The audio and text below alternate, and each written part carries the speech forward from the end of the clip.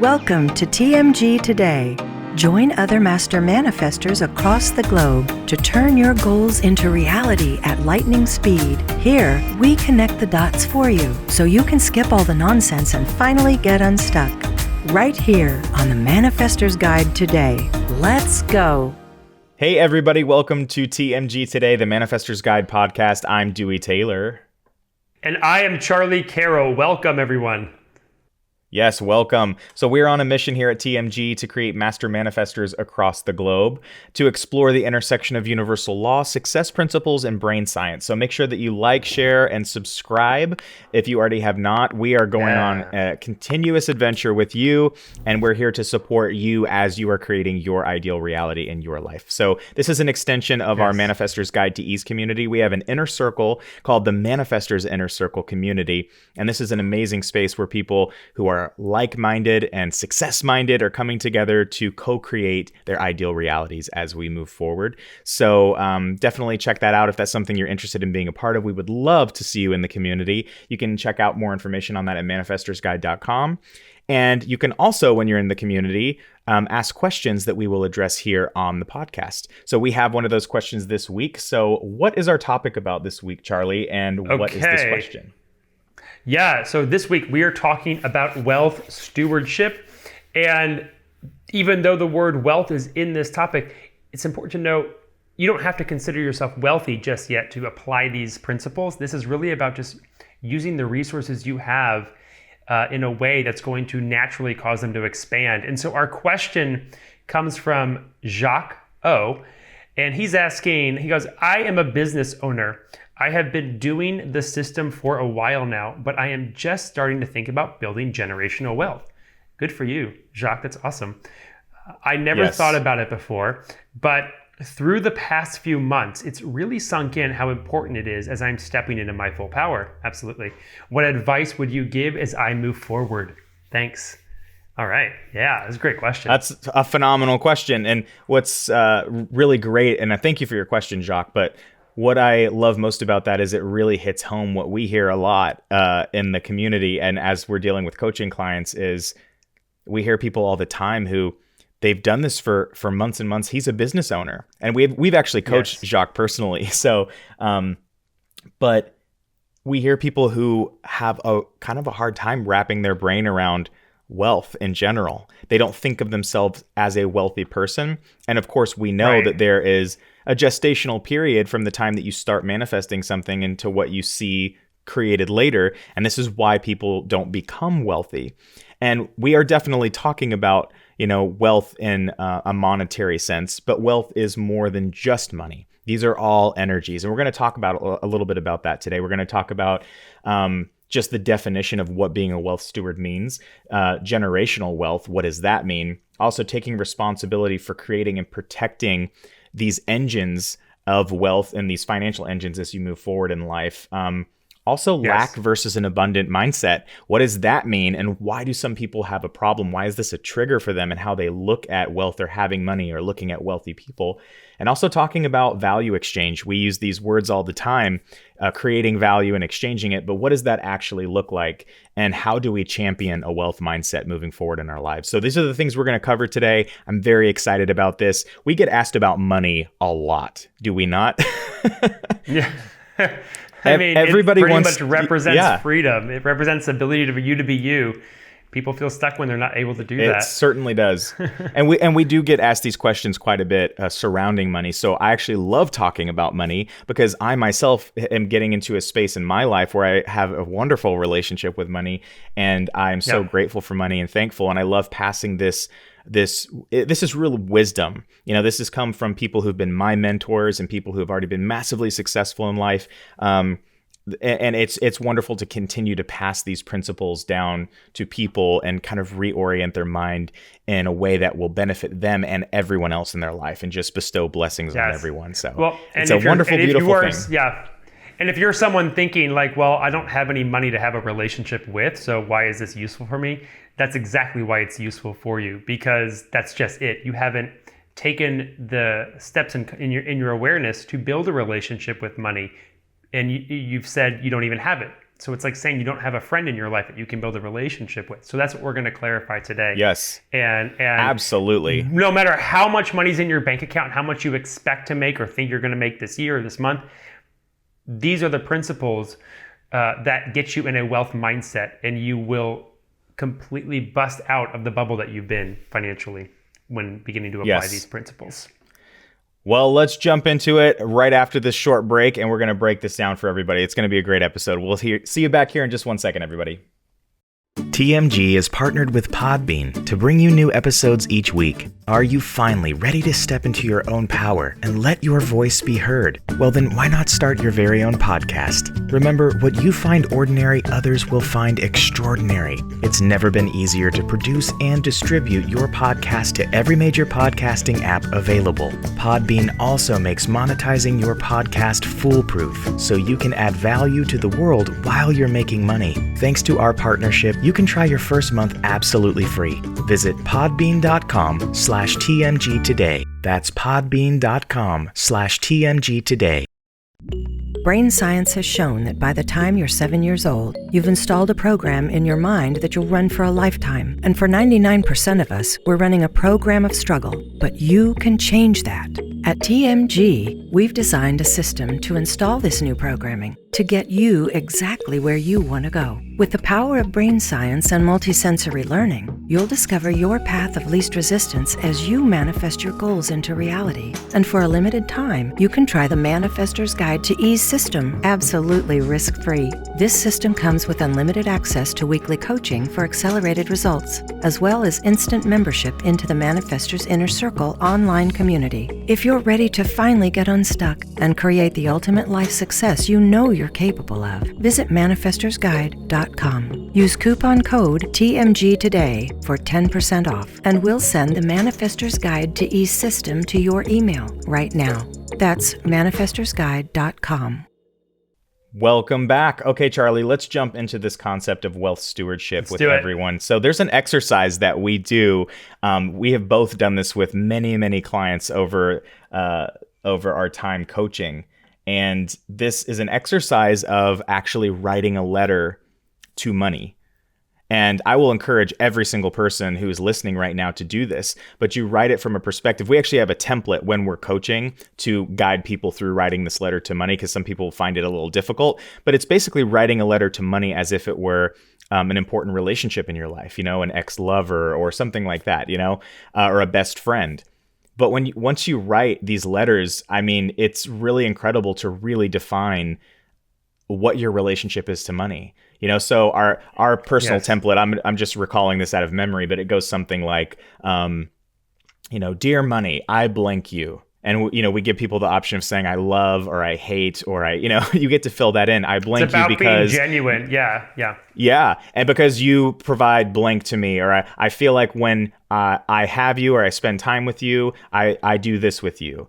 And when I don't have you, this is how I feel. And it's so interesting to see how people fill out this template and how they write a letter to money. It's incredibly unhealthy 99% of the time. I've never met one person who already has money and already has success and has a wealth mindset who fills that out in a negative way. And we do deal with successful people. We deal with people who are already moving in life, and one of our clients right now is literally on track to bust $1 million in his business in the first quarter of this year. So by Q2 they'll already be at $1 million. So there's plenty of people we deal with that are already successful monetarily, but their letters to money look much different. They have a much healthier relationship with money, and that's why we want to talk about this from a perspective of wealth stewardship. A lot of people associate greed with wealth, right? We talk about wealthy people. We talk about having money. People think that if you are rich, therefore you are greedy. And we want to start reorienting people's minds into a different space. So what is wealth stewardship? Well, the definition of a steward just by itself, this is from just the dictionary definition. Two items here. A steward is the responsible overseeing and protection of something considered worth caring for and preserving. So you're responsible for overseeing something and protecting it and preserving it, right? And then the item 2 is a person who acts as the surrogate of another especially by managing property, financial affairs, or estates. So if we think about wealth stewardship, what we're really saying is we're taking the mantle of responsibility on our shoulders to oversee and protect things that are important, right? To create these financial engines in order to be a surrogate for others, right? So, and we're going to talk about why that's so important, because not everyone can be wealthy unless you move into a wealth mindset. And we'll show you what that looks like. But what you're really doing when you are a steward of wealth is you are creating and generating engines that will continue to create wealth so you can, out of the spirit of beneficence, do good in the world. You can decide where that money goes to do good things and continue to make sure there will be an engine to continue to create that money over and over and over and over again to do more and more good in the world. So, and what are your thoughts surrounding that, Charlie, with what we have encountered with coaching people? Yeah, I think what the biggest like aha moment that people have is when they presume their financial future. Most people who come to us have presumed their financial future. They have been in a certain income bracket for their whole life, or the only initial things they can see for their future are just things in the top of their mind. Oh, well, I'll get this promotion in 5 years, or maybe I'll work at this company for 2 more years and I'll, level up in this way. But they've never thought about their income and money in general as something separate from their job and something that they had to have a specific relationship with. And I always like to say, if you think of money as a friend or family member, well, think of someone, or think if you care for someone in that you're in a relationship with, they want to be around you more. Whereas if you're constantly speaking or negatively about someone, or think about someone who's constantly speaking negatively about you, who is constantly saying, I don't like you, you cause me struggle, you cause me pain, are you going to want to be around that person? Energetically, money is no different. And I think once people connect with that idea, and then even just, again, move aside for a moment the idea of how you're going to get it, because something we always talk about with every client in every area of their life is the how really is irrelevant to all of this. The how comes when you begin to expand your mind into these concepts. When you begin presuming wealth, the hows of how you will become wealthy show up. You get new ideas. And so that's kind of what's coming up for me and what to say here at this point. I mean, that it is so true, is just, every relationship in our lives is an energetic relationship because everything is energy. Albert Einstein says it flat out. Everything is energy, and that's all there is to it, period. I mean, that's a direct quote from Albert Einstein. And he can mathematically, write that out. I can't do that, but he can write it out in a sense of physics, right? He can write that out and show you that everything is energy, and that's what string theory shows us as well. And we're going to get into that stuff a little bit more as we move forward in some of our future episodes. But everything's energy. Everything is vibration. And once you realize that money is no different.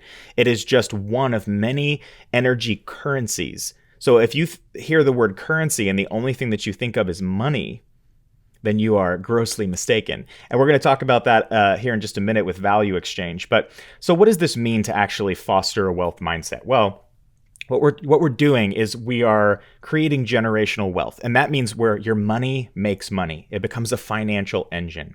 So we want to attract, grow, foster, and sustain these financial engines. But why do we want to do that? Well, we want to take responsibility for creating and protecting these financial engines for freedom, positive change, expansion for ourselves and for others. And doing it from a spirit of beneficence. I use that word a lot, but it's really with the spirit of adding value into the world and doing good in the world, because we know that whatever you put out, you also get back. So you want to create more of what you want to see in your own life, because that is the law of karma. Whatever you put out, it comes directly back to you. So if you put out good in the world, if you put out abundance and positivity and joy and expansion, that expands you in your own life. So that's why we want to do this in the first place, because we know from an abundant mindset, it just creates more abundance, right? From a joyful mindset, it creates more joy. From a loving mindset, it creates more love. So we want to take that responsibility. Once we have reprogrammed our brain, we talk about reprogramming all the time with TMG. Every client that we have, it's a huge part of what we do is reprogramming the subconscious mind for ultimate success and ease into spaces like this.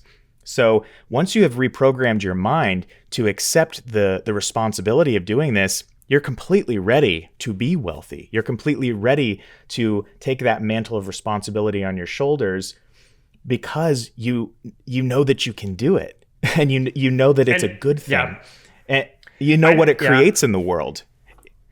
Yeah, and so talk a little bit about, because you talk about this all the time, Charlie. You talk about the lack mindset versus the abundance mindset.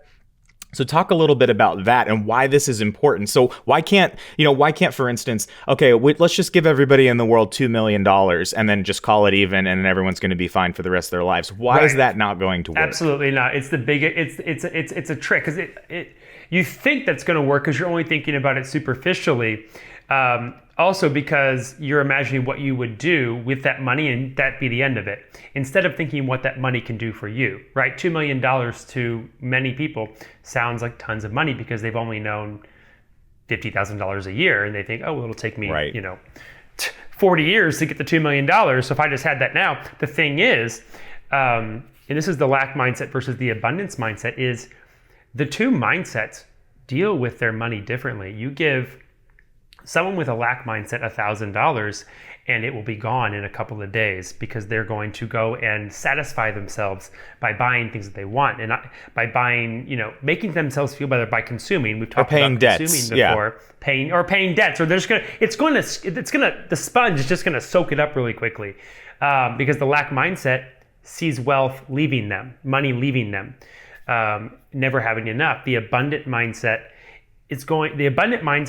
sees money as a tool, as a resource. And if someone with an abundant mindset, with a wealth stewardship mindset, is looking at that $1,000 and knowing, there's plenty more where that came from, and that this $1,000 is going to help me get it. And now there's a myriad of ways that somebody is going to use that $1,000 depending upon their goals and what their purpose is, et cetera, et cetera. But I think the biggest thing that I have come across is people want to insist that until I have the money, I can't, how am I supposed to act like a wealthy person until I have the money? And the thing is, we want to say you won't have the money until you start acting like a wealthy person. You have the money now that your mindset allows you to have, right? We've done that with our clients before, is asking them to total up their incomes over the past couple of years, take the average and say, this is what you think you're worth. This is, yes, and that's a fantastic exercise for everybody to try. What Charlie just said is, take the last 5 years of your income and add it all together, average it out. That is what you actually believe that you are worth, and that's where you are limiting yourself. You're only allowing yourself to have that much money, and it's just that's a big wake up call. Yeah, huge, and it's old programming to tell you that you're going to leave that income level and truly rise to that multi-million dollar generational wealth. Not even multi-million at that point, we're talking of hundreds of millions of dollars, to produce generational wealth.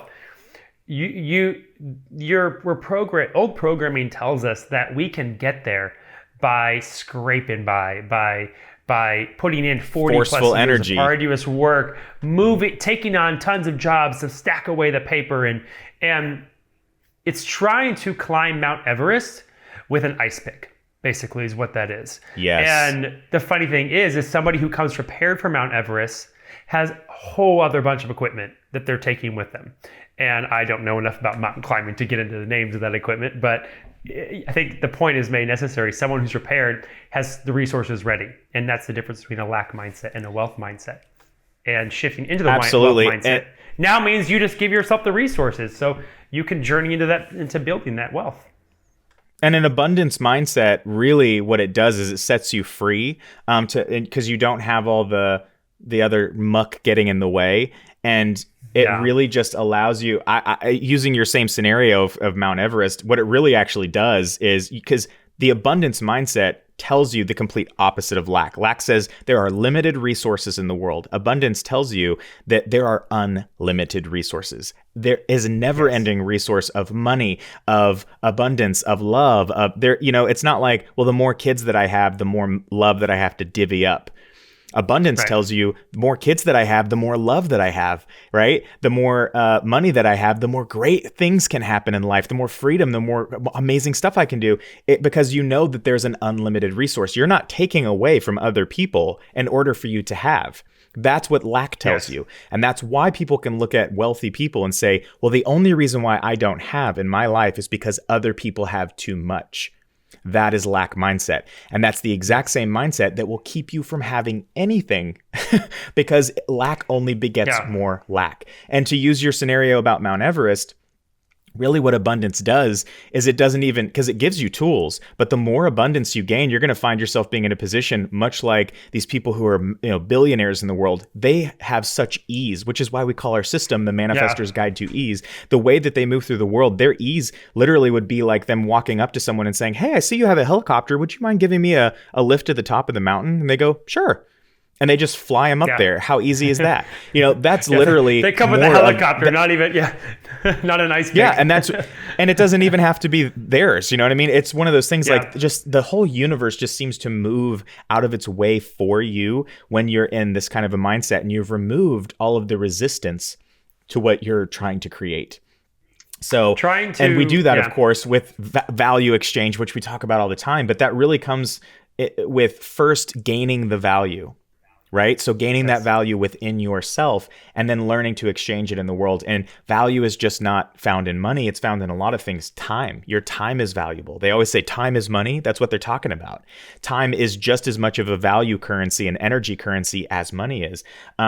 Energy itself, putting your energy into things is valuable. Talent, skills, your wisdom, the everything that you've learned over the years. Right? Your knowledge base, your solutions, your tools, your connections, all those things are just as equal to money when we're talking about value and talking about value exchange. Right. What am I exchanging for what? That is why wealthy people are wealthy. They have value. And I'm not talking, you can try to deal in semantics here and talk about, well, some heiress who's spoiled and inherited stuff. That's not what I'm talking about. I'm talking about responsible people who have gained value, exchanged it into the world, created the wealth, and then responsibly pass down wealth and teach wealth stewardship to their generations below them. A great example of that is Sir Richard Branson. His children are just phenomenal. I follow them on Instagram and they just do so much good in the world. He and his wife both are incredible people. They have taught their children well and their grandchildren have been taught well. Out of the spirit of beneficence, what they do with their wealth engines in the world, I can tell they have been taught the principles of wealth stewardship. And so they're people who I would highly recommend to look at and how they create more in the world, how they give back to the world, the amount of, joy and wisdom that they impart on the world as they're also creating all these incredible opportunities and advancing human society forward and helping people up from from poverty and doing all these things. But they do it not just by giving things to people. This is another concept we're going to talk about in a few weeks, but it's this concept of opening the giving cycle. But what does that mean? What does giving actually mean? Because our concept of giving means to give away things with no expectation of anything in return, rather than investing in the world that we want to see, investing in people, because an investment grows. Giving goes into a black hole and it can just disappear into a void. So we want to reframe what giving actually looks like. And it's not giving with an expectation. We still want to give without expectation, but we want to have discernment as we give into the world, knowing that we're planting seeds and creating something that will actually grow into something that is firm and sturdy and strong in the world and create more of what we want to see. And that's how we change the world. That's how we do it. Yeah.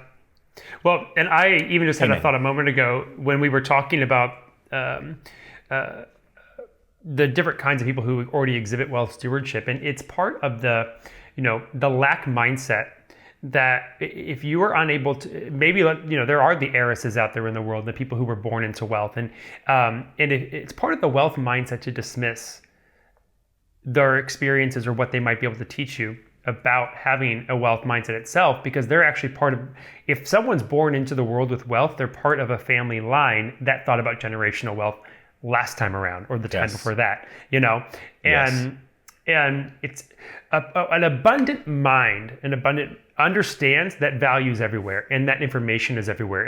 And maybe maybe this heiress isn't your new mentor, but maybe this heiress has XYZ bit of information to share. And I'm using the heiress as a general example, but this person definitely is exhibiting qualities that keeps their wealth in their life. And it's a lack mindset to still think that because somebody has a privilege already that you perceive that you don't have, that you now distance yourself from them and isolate yourself from them and say they don't have anything to offer me because they didn't have to, scrape up. Absolutely. And you realize that value comes where value is. And you also realize that value is something you have to tap into the decision to the appreciation of value and the gratitude of value to then cultivate it within yourself. Yes. Most people are trading. Absolutely. Most people trade time, right? Most people trade time for money, and it is a way that it's something you can absolutely trade is time for money.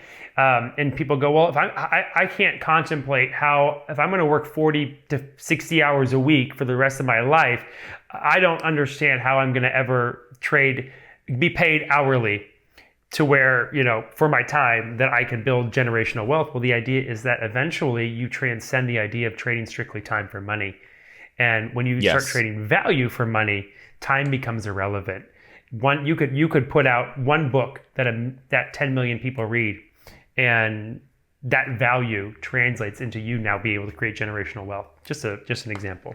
And it can also create, if what you have has value in your book, it can also create value in other people's lives, and that's how it trickles down. It's really incredible to really wrap your brain around that. And once we accept the law of polarity, I think this is another huge point. Law of polarity states, if you're unfamiliar, the law of polarity tells us that there is always an opposing pole. So if there's something positive in the world, there is the exact opposite. Science shows us this. If we did not have polarity, we would not have magnetism. We would not have propulsion. We would not have any of the things that we have that make us who we are. We wouldn't have vibration. That exists from the opposing poles, right? So the fact that we're even in existence and we can even think and perceive something, anything that can be perceived comes from polarity being in existence.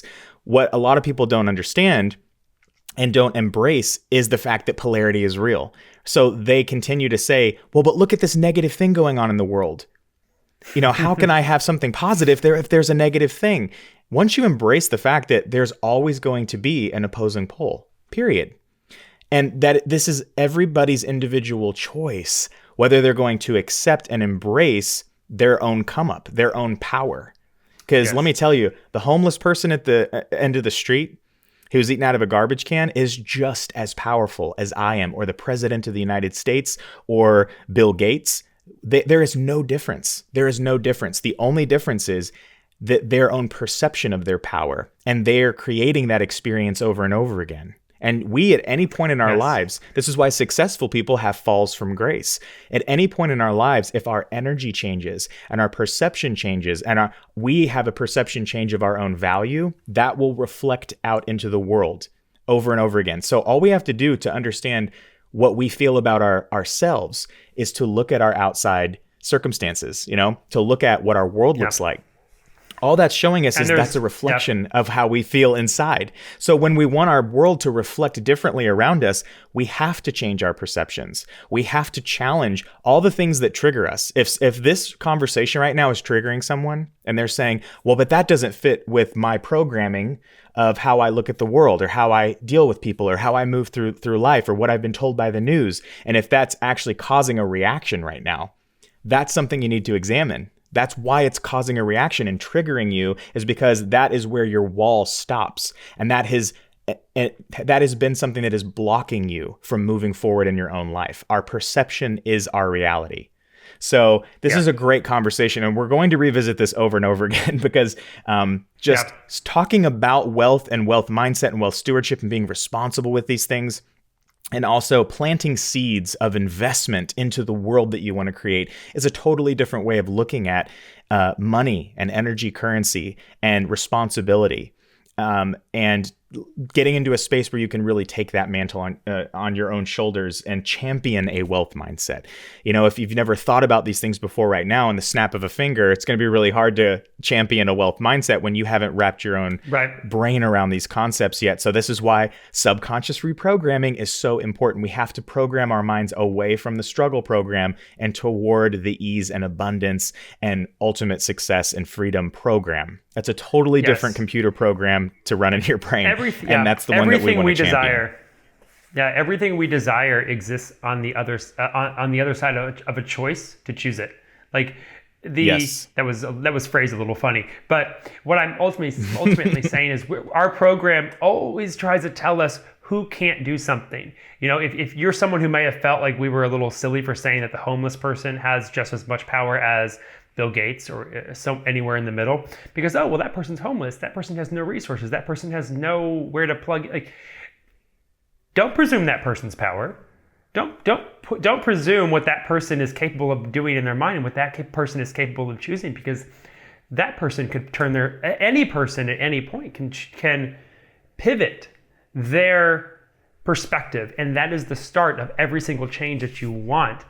All we do when we perceive barriers for ourselves or for others is really we're telling the universe, we're telling our minds what our own barriers are, and we put a lack mindset hones in on the barriers that we and others have, to the point that we talk about them en masse constantly and are constantly fed them on a daily basis through our movies, through our news, through our education, even things that are supposed to be helping people reinforce limitation.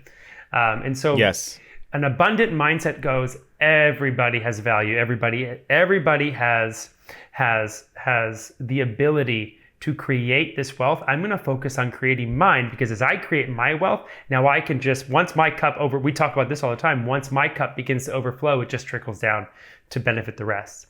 And we see that instead of trying to fill everybody else's cup up around you, you want to just make sure their cups are stacked underneath you, and you're only focused on filling your own cup up. Because then once your cup is full, you can't even keep all the blessings and all the abundance in your life. You can't even keep it all to yourself. It's impossible. It will spill over to everyone and everything and every opportunity in your entire life, and everyone will start benefiting from it. That's why it's so important to stop emptying your cup out for everybody else all the time, because that means you're never full and they're never full. It becomes what I call the black hole. It's a void that just resources and money and time go into this void, and then people are left feeling really diminished and depleted and exhausted, and they feel like the world's a terrible place and people are not compassionate and things are so terrible. And then you can immediately start looking to your outside world and start pointing your finger and blaming everybody else for it, when really you're part of the problem. The worst thing that you can do in your entire life is reinforce other people's powerlessness. And that's what happens. We're going to talk about the savior complex here in a few weeks, but that's part of opening the giving cycle, is understanding that when you're serving your own, you're serving your own needs by trying to save everybody else instead of reinforcing their power, because then that takes you out of the equation completely, and it has nothing to do with you at all, because they are powerful enough to do everything in their own world. We just have to reinforce that in people and plant those seeds and do our due diligence to keep spreading like I say all the time, what we want to see more of in the world. So we're going to talk about that here in the coming weeks. This has been a fantastic episode. So thanks, Charlie. As always, I appreciate it. I love Good stuff. Having these conversations with you, and just continuing to coach people. And like we always say to every single listener, if you want to join in on the online community, and if you want to get access to unlimited coaching so you can do more of this and ask your questions and go through the entire system that we do, please visit manifestorsguide.com. There's tons of information there. Do this live. Yes, we do this live with our coaching clients. No, it's great. But we do this live with our coaching clients every single week. And it's really, as you're going on this adventure of exploration and actually trying to or actively reprogramming your mind, it's so helpful to get one-on-one coaching, and we delve a lot more into detail. These podcasts are phenomenal and they're great to introduce these topics, but what does that actually look like? Underneath the surface. These are kind of the surface ideas, but what do these specifics look like? And that's what the one-on-one coaching And the group coaching, that's really what that is all about. And so mentorship. to get more information on that, like I said, go to manifestorsguide.com. And then next week, we're going to be talking about closing open cycles. This is a really important success principle. When you're talking about, this is probably one of the best ones I've ever come across in my life. Radically changed my life, man. It so changed my life. When I will change your life. Yeah. Absolutely. And that's a wonderful way to put it. I would say this is one of those that you want to share with every single person in your life who has never heard of this success principle of closing open cycles. It talks about how your brain works and how your brain is like a computer and closing these open tabs that are going. And we go into just detail of how this creates more time and space for more freedom in your life. And there's a lot of really interesting ways of looking at that. But it has radically changed my life as well. So that's next week, closing open cycles. I'm going to challenge everybody this week to spend some time thinking about money, thinking about your responsibility with money, and not just money, but every energy currency. How do you treat every energy currency in your life, right? How do you treat anything of value that you have in your life? Are you responsible with it? Are you grateful for it? Do you treat it like gold in your life? Do you champion that to others in your life? Because that is going to really show you what space you're in right now versus where you might want to be with money and wealth and financial responsibility. So we're going to revisit these topics again moving forward here in a couple of weeks. I appreciate everybody so much. As always, it's been a pleasure. And we will talk to you guys next week when we talk about closing open cycles, and it'll be fun. Yes. So we'll see you guys next time. See you all soon.